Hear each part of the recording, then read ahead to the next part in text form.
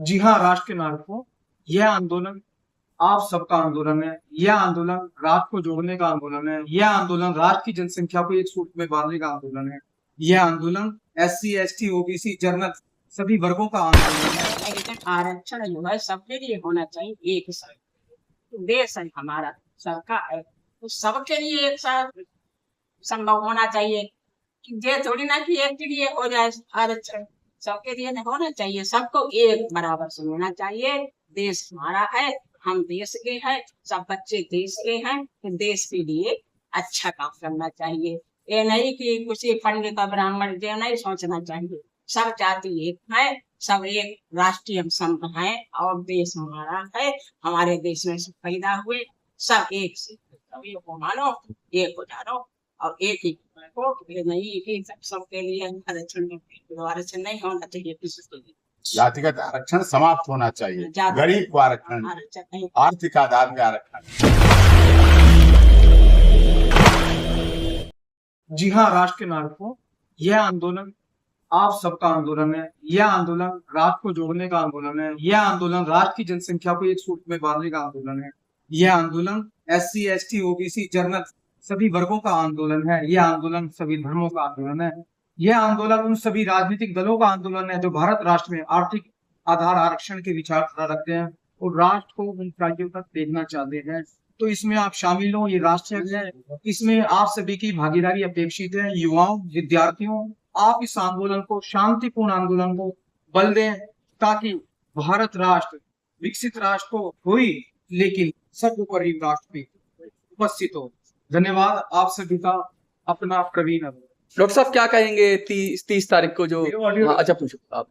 30 तारीख को बोलेंगे अभी कुछ नहीं। एक मिनट डॉक्टर साहब, जिस प्रकार से टीम प्रवीण अरोड़ा का आपने मदद किया, जंतर मंतर पहुंचे और उन्होंने जो आर्थिक आधार आरक्षण आंदोलन में उन्होंने किया और आपके वहां से भाजपा रही, तो क्या भारत बंद में कितना सहयोग और क्या आप व्यवस्था दे सकते हैं, कैसा दिखता है? देखिए, जिस तरह से ये सब कार्य हो रहा है, जातिगत आरक्षण कैंसर से भी अधिक भयंकर बीमारी। डॉक्टर भीमराव अम्बेडकर बाबा साहब जी ने खुद कहा था, इसे 10 वर्ष तक रखिए, उसके बाद अगर आप ज्यादा बढ़ाएंगे तो कायरता आ जाएगी, निकृष्टता आ जाएगी। भारत के संविधान जिसे हमारी सर्वोच्च पुस्तक ही नहीं, हमारी आत्मा, 140-45 करोड़ लोग अटक से कटक, खाड़ी से पहाड़ी, गुवाहाटी से चौपाटी, कन्याकुमारी से कश्मीर तक देश के लिए जो सब कार्य करते हैं वो हमारा संविधान कहता है। वर्ग के लिए कहा गया, वर्ग का मतलब कोई भी करने का परेशान है, उसके लिए आवश्यकता चाहिए, चाहे दिव्यांग जन हो, चाहे कोई भी तरह से। हमारे देश की समरसता आज जरूरत है। प्रभु श्री राम जी जब 14 वर्ष वनवास के लिए गए थे, तो माता सबरी के जो जूठे बेर खाए थे, उन्होंने पेट भरने के लिए नहीं खाए, उन्होंने स्वाद चखने के लिए नहीं खाए थे, उस समरसता के लिए खाए थे कि समरसता रहे जीवन में। हमारे राष्ट्र में अगर कोई भी राष्ट्र अगर अपना विकास चाहता है तो सर्वोपरि राष्ट्र भक्ति होनी चाहिए। उसके लिए हमें सामाजिक समानता, सामाजिक एकता, सामाजिक समरसता रखनी चाहिए। जंतर मंतर पर लगातार आंदोलन हो रहे हैं, सभी संगठन कर रहे हैं, चाहे भारतीय महासभा हो, चाहे और हैं, जो भी टीमें हैं, अग्रसेन महासभा है, परशुराम दल है, ब्राह्मण सभा है, हमारे all India Muslim Pathan association, सभी लोग जो कर रहे हैं, इसका अर्थ यही है कि हमारी सामाजिक समरसता रहे। कारण ये है, जब हम दिव्य कुंभ महाकुंभ का आयोजन करते हैं, पूरी दुनिया से 70 करोड़ से भी अधिक लोग आते हैं, स्नान करते, एक साथ मिलते हैं। क्या वहां जातिपात था? क्या वहां क्षेत्र था? क्या भाषा थी? क्या संप्रदायवाद? नहीं था। हमारे एक बड़े प्रदेश उत्तर प्रदेश के माननीय मुख्यमंत्री कहते हैं, काटोगे बटोगे तो काटो। किस तरह से अगर यूजीसी में काटा जाएगा, बांटा जाएगा, तो इसलिए यूजीसी रोल बैक होना चाहिए। जो भी इस तरह के मिसयूज हो रहे हैं, उपयोग हो रहे हैं, उन पर पाबंदी लगनी चाहिए। ये आज की आवश्यकता है, देश की आवश्यकता है। हम राष्ट्र प्रेमी हैं, देश हित के लिए कार्य करते हैं।